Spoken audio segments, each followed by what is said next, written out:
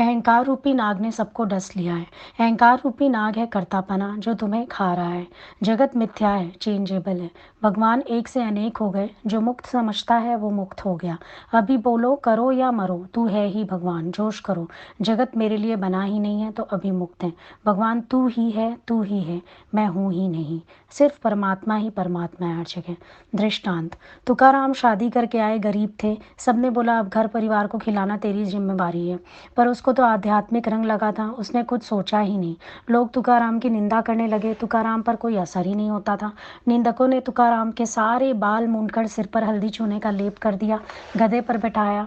फिर भी संतोष नहीं हुआ तो तुकाराम के गले में गाजर बैंगन का हार डालकर डाल डाल दिया।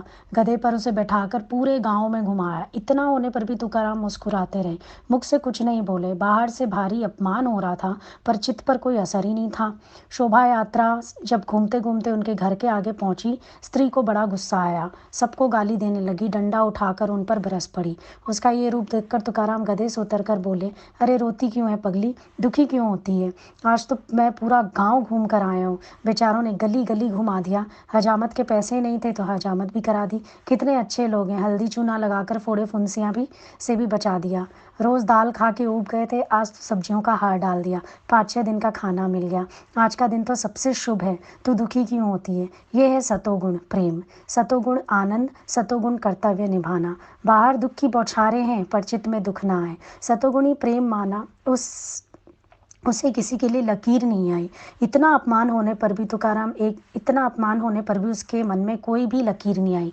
तुकाराम एक पहाड़ी पर जाकर भजन में लीन हो जाते हैं। उसकी स्त्री लोगों के घर आटा पीसकर 4 पैसे कमाती है, भोजन बनाती है।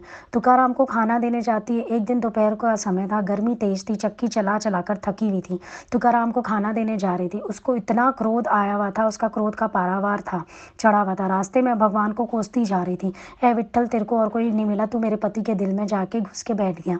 बाहर से भी तू काला है, भीतर से भी काला है। तुकाराम को कोसने लगी, पैर पटकने लगी और उसी समय पैर में जोर से कांटा चुभा। तो हम किसी से भी अगर द्वैत करते हैं, प्रकृति से कोई ना कोई बात हो जाती है। भगवान अपनी निंदा तो सह लेते हैं पर भक्त की कभी नहीं सह पाते। उधर तुकाराम को भूख लगी है, वो इंतज़ार कर रहा है। अभी जीजाबाई आई नहीं है। भगवान की नींद खराब हो गई, भक्त को भूख लगी है और वह जीजाबाई गिरी पड़ी है बेहोश होकर। मेरा भक्त भूख से व्याकुल हो रहा है। भगवान जीजाबाई के समक्ष प्रकट हो गए, बोले उठ जीजाबाई। जैसे ही विट्ठल को देखा क्रोध से भड़क उठी, बोली तू यहाँ क्या कैसे आ गया? तूने मेरी गृहस्थी तो बर्बाद कर दी है, तू चला जा यहाँ से। विट्ठल जाने लगा। जीजाबाई जहाँ मुंह घुमाए विट्ठल ही नजर आए, हर जगह विट्ठल। आखिर थक गई, आंखें बंद कर ली। आंखें बंद करी तो क्या देखा, अंदर भी विट्ठल दिखने लगा। तो जिससे हम द्वेष करते हैं अंदर बाहर, वो ही हमें हर वक्त नजर आता है। जीजाबाई और बड़बड़ाई, बोली तू भीतर कैसे घुस गया, चल निकल बाहर। इनकार करते करते उसे इकरार हो गया। जीजाबाई का मन शांत हो गया, अपनी भूल का उसे एहसास हो गया। रो रो कर भगवान से माफ़ी मांगने लगी। भगवान बोले रोती क्यों है, तेरे सारे अपराध माफ़ हैं क्योंकि तेरा पति मुझे याद करता है। जो मुझे याद करता है उसके सारे काम तो मुझे करने ही पड़ते हैं। विट्ठल ने जीजाबाई के पैर से कांटा निकाला। भगवान का स्पर्श मिलते ही उसकी सारी थकान दूर हो गई। जैसे ही हम किसी को भगवान भगवान करके देखते हैं, हमारी सारी थकान दूर हो जाती है। भगवान बोले जीजाबाई जल्दी करो, मेरा भक्त भूखा है। जीजाबाई और भगवान दोनों पहाड़ी पर चढ़ने लगे। तुकाराम ने देखा, बोला अरे जीजाबाई, अमावस्या की काली रात में तू किसके साथ आई है? कहाँ जीजाबाई और कहाँ विट्ठल, दोनों एक साथ कैसे हो गए? तुकाराम के पास जा पहुंचे। तुकाराम भगवान से बोला, आप जीजाबाई को लेके क्यों आए हो? भगवान बोले जीजाबाई को कांटा चुभ गया था, तेरे को भूख लगी थी तो मेरे को आना पड़ा। तुकाराम भगवान का साकार रूप देखकर भूख प्यास सब भूल गया। भगवान ने कहा खाओ तुकाराम। तुकाराम बोले जीजाबाई तो आपको कोसती रहती है, फिर भी आप उसे अपने साथ लेकर आए हो। भगवान बोले मेरी नज़र में जीजाबाई नहीं है पर तुम हो। अपने भक्त को तो मैं प्यार करता ही हूँ पर उनके संबंधियों का भी मैं कल्याण करता हूँ, ये मेरा स्वभाव है। जो मुख्य कर्तव्य निभा लेता है भगवान उसके ऊपर कृपा की बरसात करते ही रहते हैं। क्षमा माना, किसी को द्वेष नहीं देखता। भक्त होता है करुणा वाला, प्यार वाला, धीरज वाला, सबकी भलाई वाला, झुकने वाला। वो भक्त मेरे सिर का ताज बन जाता है, उसके लिए मेरे को तो भागना ही पड़ता है। तिनके जितना गलत शब्द भी ना बोलें, तिनके जितना भी द्वैत ना करें। जितना प्यार करोगे उतनी शक्तियाँ जागृत होंगी। जब अपोजिशन में लहर नहीं आती, द्वैत नहीं आता, तो भगवान ही तो प्रकट होता है। एक शब्द नहीं बोलना, बैक आंसर नहीं देना। तुम्हारा प्रेम जीत जाएगा। गहरी मौन होवे जो चाह चाह के भी ना बोल सके। जड़ चेतन की गांठ प्यार से खुलती है। इसका दृष्टांत सुनो।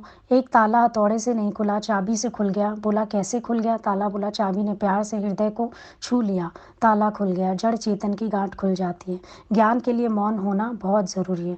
बस प्यार हुआ तो मौन आपे ही हो गई। मौन माना मेरे मुख से जगत की बात नहीं निकलती, शिकायत नहीं, इमोशन नहीं, मन नहीं चला, पीछे मुड़ के नहीं देखते तो मौन है। अभी तक इतना बोलें, क्या रिजल्ट निकला? कर्म जन्म मरण यही सब बनाया। सारा दिन हरि को आगे रखो, दुख चले जाएंगे। खुदा खुदा करते करते मैं खुद ही खो गया, खुदा ही रह गया।